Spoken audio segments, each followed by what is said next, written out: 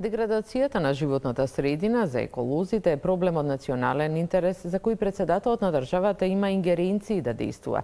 Председателските кандидати соопштија како имаат намера да ги решаваат еколошките проблеми. Пендаровски ќе направи долгорочна стратегија. Силјановска ќе бара помош од собранието, а Река ќе се бори против мафијата која увезува отпад. Известува Павле Беловски. Во изборните програми со неколку пасуси и мерки, соочени со еколошките здруженија, председателските кандидати денеска добија шанса да одговараат на прашања како ги се справат со еколошките катастрофи.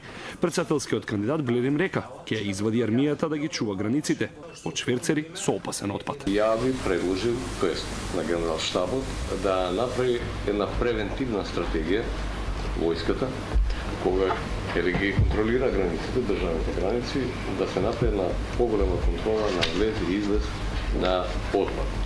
Неговите против кандидати Гордана Силјановска-Давкова и Стево Пендаровски велат дека борбата ќе ја водат внатре во институциите.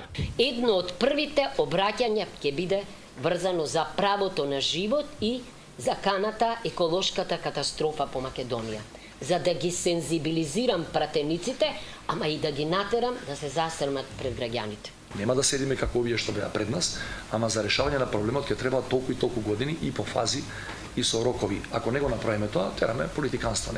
Не сме реални пред луѓето и можеби ќе ги добиеме изборите, меѓутоа потоа за кусо време ќе го изгубиме и тој образ и тој легитимитет што ни го дале. Тројцата потенцијални председатели се против рудниците на југоистокот. Денеска за прв пат слушна дека 3200 луѓе починале од последиците од загадениот воздух. Пендаровски вели дека ниту една влада не одвоила буџетски пари, а според него без пари нема чиста еколошка средина. Ја би бил среќен ако државата во буџетот може или стопанствениците кои загадуваат, фирмите кои загадуваат само од домашни извори да ги наоѓаат тие пари. Сигурно дека има ресурси, меѓутоа воопшто не би ги подценувал европските пари за кои знаеме дека се големи, особено во оваа сфера. Силјановска-Давкова и Река ќе бараат отчет од надлежниот министер, а прво ќе се зафатат со отпадот и депониите.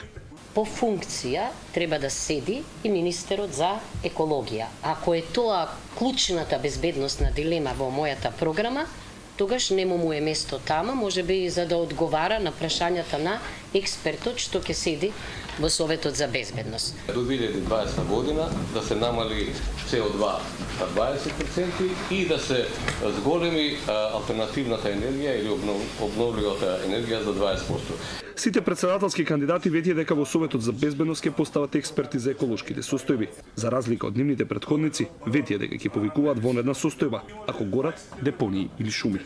Истражувањето на еколошките здруженија покажало дека председателот во заминување Ѓорги Иванов за 10 години мандат ниту еднаш загадувањето не го ставил како опасност по националната безбедност.